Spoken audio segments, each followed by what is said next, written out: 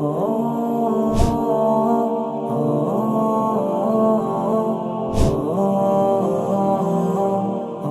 इस्लामाबाद पहुंचकर एयरपोर्ट से हमारे दोस्तों ने लिया। फारूकी बिरादरान है, भाई सनाउल्लाह है और दीगर हैं। हमारे जब भी इस्लामाबाद जाते तो हमारे मेज़बान होते हैं। रात को इनके यहाँ खूब महफिल लगी। इनका जो घराना है वह तरनोल में है और वो उलमा का हमेशा कदरदान रहा है। उनके घर में हमेशा उलमा किराम की आमद होती रही है और मेहमान नवाजी का बेहतरीन सबूत देते रहे हैं। इन सब का ताल्लुक शेखुल कुरान मौलाना गुलामुल्लाह खान साहब के साथ था और यही वजह है कि इनके बच्चों में और तीसरी नस्ल में ये मुंतकिल हो गया है। तो वहाँ पर रात गुजारी।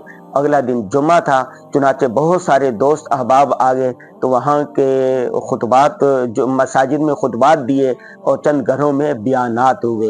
ये खुतबात और बयानात में क्या कुछ कहा ये आप इस व्लॉग में देखेंगे।